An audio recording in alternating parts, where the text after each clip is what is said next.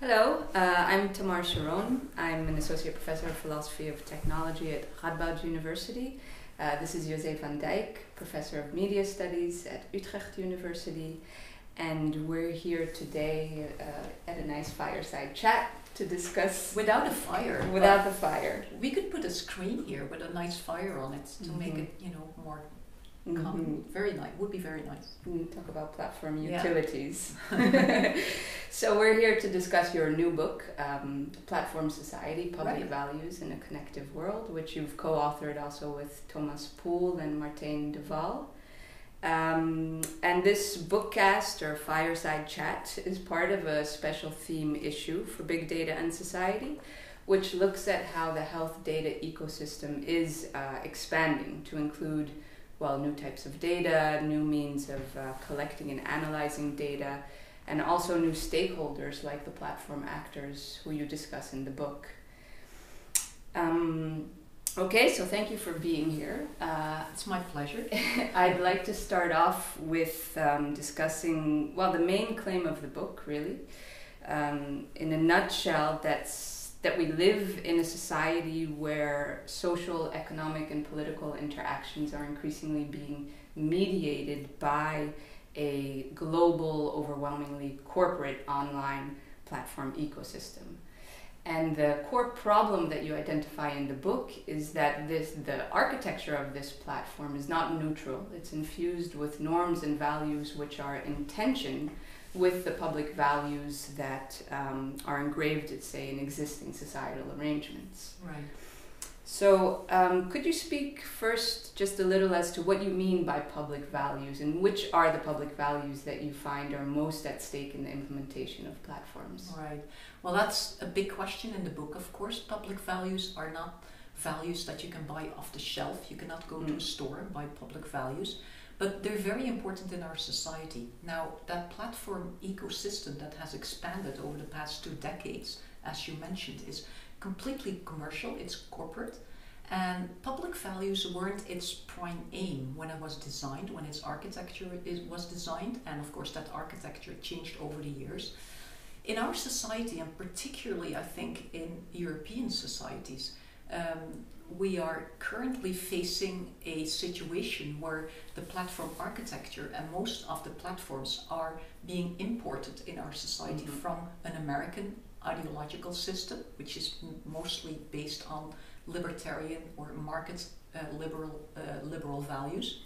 And that is imported, and on that ecosystem we are building a social democratic society where public values in Europe are a bit different than in the United States, for instance, in terms of privacy or security, but also in terms of transparency. Those are all, public values that we value a bit more in Europe than, they're mostly valued in the United States. And those are just the values that pertain to the internet as such, the platforms that we're constantly using. There's also a set of values that pertains to society as a whole. Think about not just privacy and security and transparency, but democratic control. The whole idea with fake news now is that we're valuing certain values are not anchored in that platform ecosystem that we have imported, but we're starting to to realize that those values did not come with that architecture. So we have to anchor them one way or another. Now, I just mentioned you cannot buy them off the shelf. So there's a constant negotiation process between users and platform companies about those public values. And that contest, that negotiation that's constantly going on, that's actually what the book is about. Yeah. How does that happen? How can we secure public values in an online world? Yeah. And that's not something that is stable, it's dynamic, it constantly changes, and it also involves some sort of, negotiations always involve a dynamic between various public values. You can sometimes trade privacy for security, but you also have to deal with democratic control, with transparency.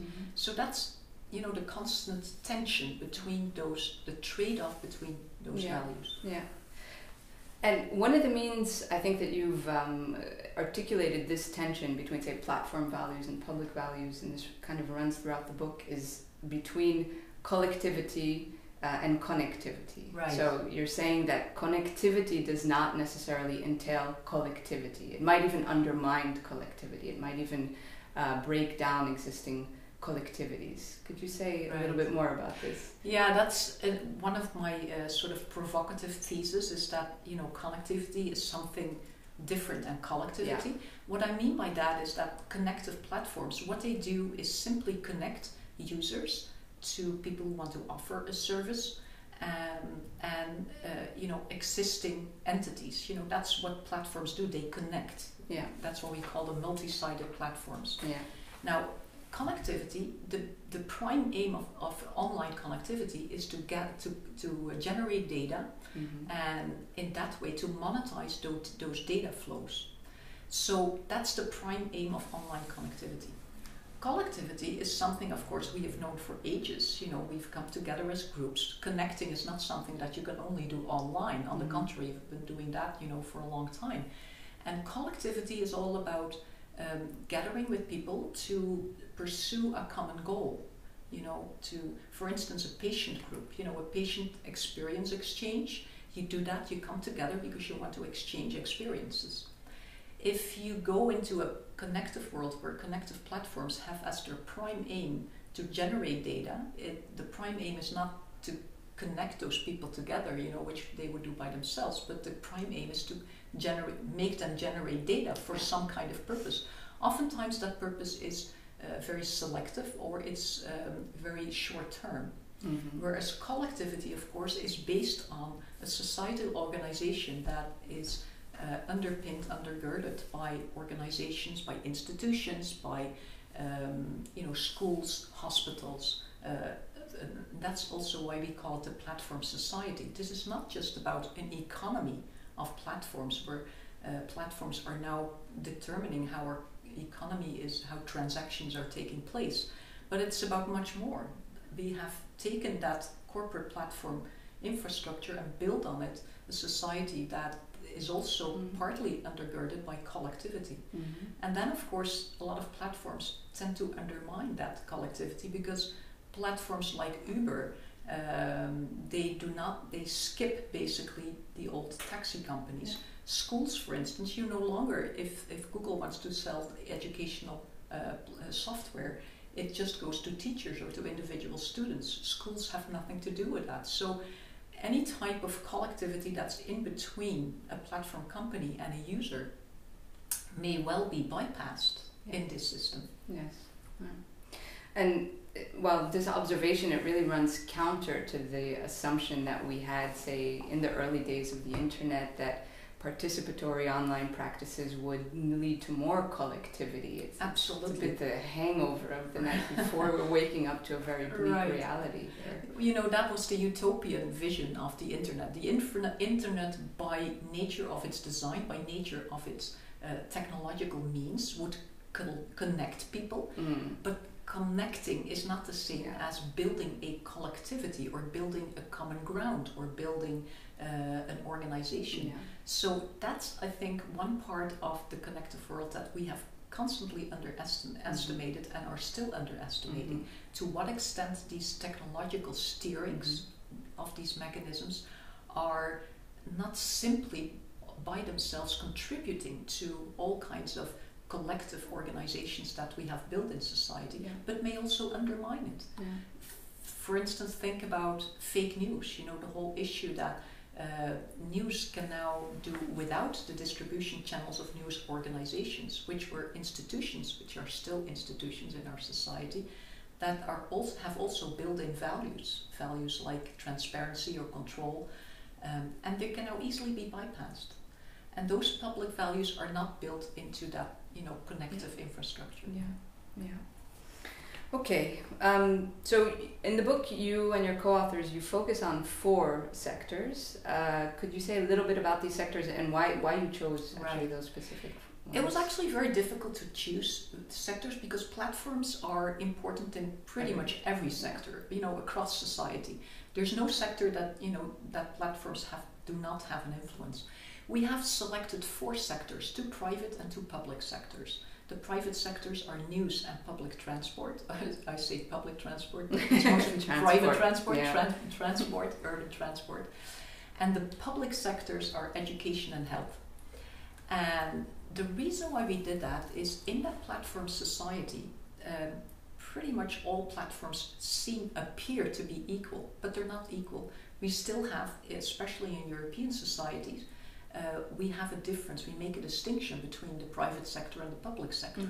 In the public sector, let's take education and health, we very much value, for instance, fairness, accessibility of healthcare, fairness in education. We value transparency and privacy very much in terms of in the health context. So particularly in the public sectors, I think we need to be extremely precise as to what public values are still guarded and are still anchored in a platform society and which are not. And that's what I call the contest about public values, particularly in those public sectors. Yeah. Now, our special issue is mostly related to health data, so I'd like to focus a little bit on the health sector, which was the focus of chapter 5, I think, in your book. You did a very nice analysis of that. So what does the platformization of health entail? Can you describe it a little bit? What do you mean by that? It means several things, but platformization means that pretty much all the actions or transactions that you do in daily life are platformized, are now currently being transformed into an online context or transferred to an online context. Let's say patient experience, exchanging patient experiences. Now you have a zillion online groups where you as a patient can connect, for instance, to other patients with the same disease. So there's an Alzheimer's group, there's Parkinson's disease, there's all kinds of patient exchanges groups. So in an online situation, you don't know those people, but you connect to them because you want to exchange experiences. But the prime aim of most of these connective platforms, at least if they're for-profit platforms, is to gather data, to organize data in particular flows. There, in terms of health and fitness, there's a zillion fitness apps right now. If it's about, counting your steps or your heartbeat or your blood pressure, everything, pretty much, if you have your phone, built into your phone, are a number of platforms basically that can do that counting for you, and they're all automated. So basically what they do is 2 things. They transfer every movement into data, so it becomes a data flow, whether we talk about disease or whether you count your steps through the phone. And the other thing is that you can monetize those data. Once you have those data, you can turn them into a business model. You do not have to do that, but pretty much the entire platform ecosystem is based on monetization of data flows.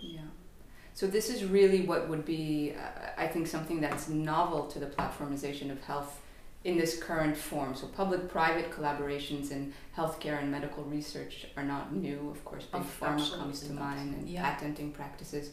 But there is something particularly new about this moment where, in the way that the health and medical sector kind of are interwoven with the infrastructure of the platform ecosystem, which makes this quite novel, I think. Absolutely, and I think a very interesting example of that is the NHS case in London, which played out several years ago, and with DeepMind. So I think it was 2015 when the London NHS hospitals, which are public hospitals, they exchanged 5 years worth of personal private data, patient data, with DeepMind. DeepMind is a subsidiary of Google. And in exchange for that, in exchange for those data, they would provide health analytics. Or actually they would develop health analytics that would allow DeepMind to develop certain services for particular patient groups. Now this is a trade-off between public hospitals and a private company, which is pretty much about data flows. The short-term interests of public hospitals, of course, is if they they get those services for free, and they give away the data in order to, in exchange for very interesting and very helpful data analytics, often to be used in personalized healthcare, which is of course a big issue. And there's tremendous opportunities in personalized healthcare. The other side of that is twofold. What happens to the privacy of these data? That's a very important question.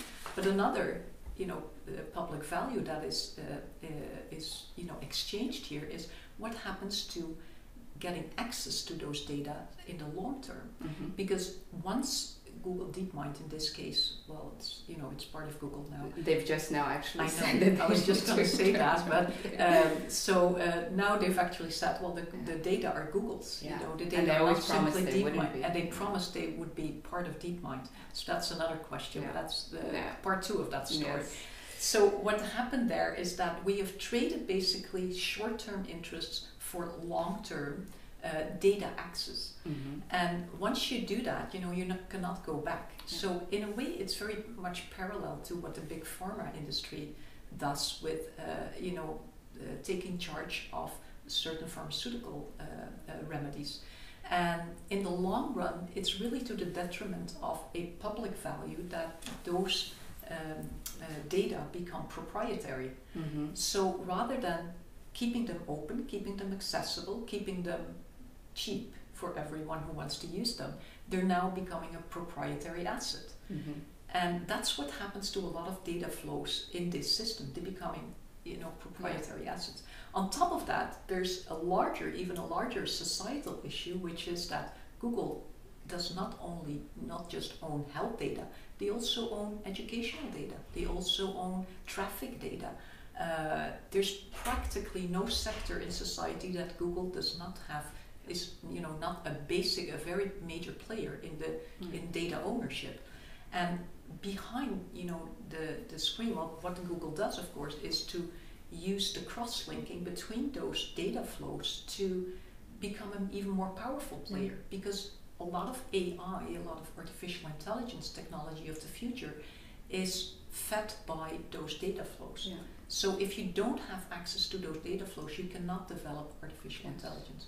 So it's both a very small question, like what is the trade-off of public values between NHS hospitals and the big actor here, Google, but it's also a social issue, and it becomes even a geopolitical issue if you see that in terms of what's going to happen to our data flows in the near future, like 5 years from now or 10 years from now. Yeah, and these say higher levels of the impact of this is not necessarily something that the people working at the NHS who are benefiting right now from the app that's been developed using that data are thinking about, but they were the ones making the decisions about allowing access to these data sets, so these decisions certainly need to be made at a different level. Absolutely. Understanding these different levels of impact. Right. Yeah. Okay, I would like to move a little bit from just the health sector to ask you a question about what I see as one of the really great contributions of this book, and that's to contribute to kind of laying bare the functioning of platforms. So there's a strong claim here as to the importance of understanding the material and technical functioning of platforms. This is really a strong point you make. It's a very kind of STS-y approach to things. So could you describe a little bit of this technical functionality of the platform ecosystem? Well, the problem of explaining the technicalities of the platform ecosystem is that it's so complicated. Yes. So I can't just explain it in 2 sentences. I've used a couple of visuals in the book that I think will be very helpful. Yeah. But one of the major aims to explain the technicalities and the complexity of that system is to show regulators that it's important to understand how it works, to understand the architecture. If you don't understand that, you cannot design regulation.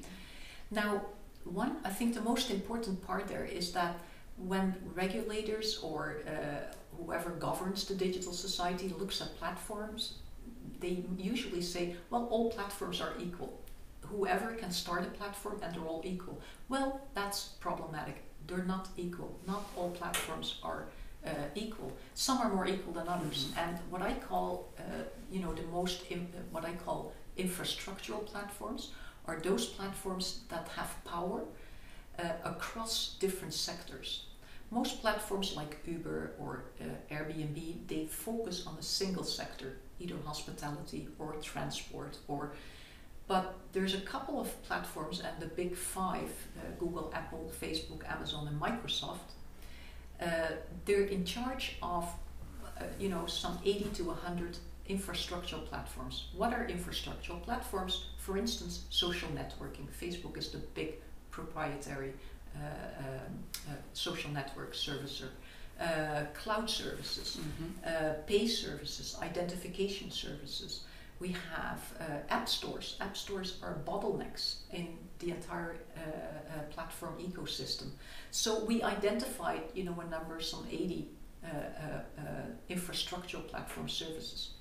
The idea of those services is that you just need one single ID to go to all different services, across the cross-linking, and that's why those infrastructural services are so crucial to getting access to the ecosystem as a whole.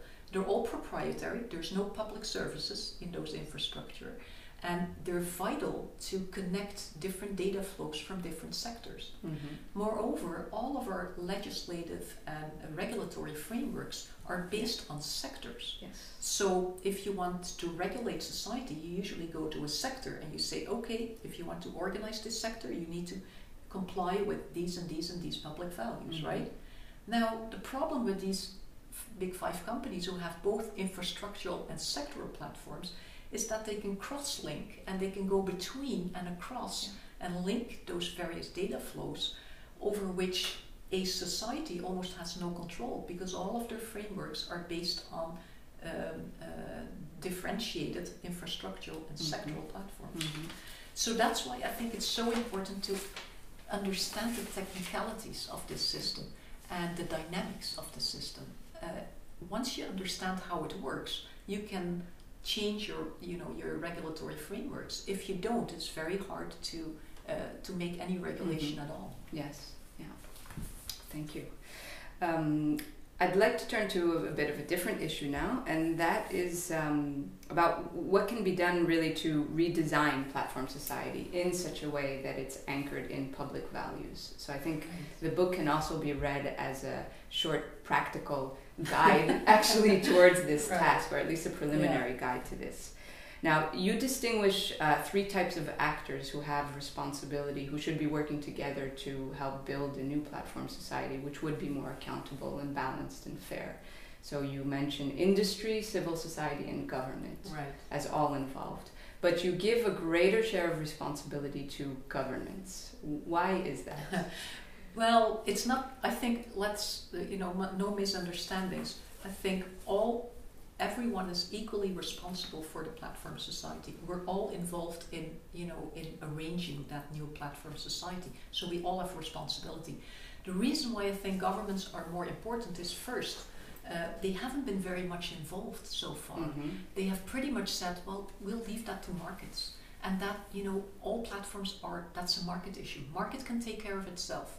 That's, of course, a very neoliberal, but also a very libertarian almost argument, which is very dominant in the United States. In Europe, because we have, we care very much about public sectors, we care very much about public values, I think we have an obligation here in Europe as governments to play a special role. If we just leave markets if we leave the whole platform society to markets, there will be, at one point, you will realize, okay, we have accepted that complete ideology and adapted the society to a technological architecture. I think it should be the other way around, and in that respect, I think governments have a special responsibility. Yes, yeah. I feel a bit skeptic about that. I mean, at least I think we're in a bit of a paradoxical situation, because on the one hand, as you explained very nicely in the book, the development of the current platform society has thrived in quite a specific political economy, whereby governments, including European ones, have enabled kind of the construction of this current platform society by allowing for a penetration of market rationalities and principles into various social activities. So governments have enabled this. On the other hand, we want to turn to them to ask them to help better govern and control this. So I think perhaps the book can be read also as a greater plea for a different kind of government, Right. one that is not as, we might call it neoliberal as what we've had Right. so far. That would be the kind of government that we could turn to Sure. redesign this. The argument is based on the assumption that the government is us to some extent, Yes. and we are part of that government. And a new style of government should involve citizens, and that's why we make a distinction between three types of actors, but civil society actors and governments are in charge of society. Yeah. And that's why I think it's so important to put your finger on that, like, okay, this is what we can do. It's also, people call my book very optimistic in the end, and of course I think we have to be optimistic. If we wouldn't empower people to to give them power to actually rearrange and reorganize their own platform society that they want to live in, then it's going to be done for them, and Yes. I think they need to be part of that change. Okay. Yes. So optimism is a good place to I think to optimism end is the way to and I proceed. think we're up with our time. Thank you very much for speaking with You're me very today. welcome. I enjoyed reading the book very much and always talking Thank to you you. about these issues. Thank you very much. Thank you.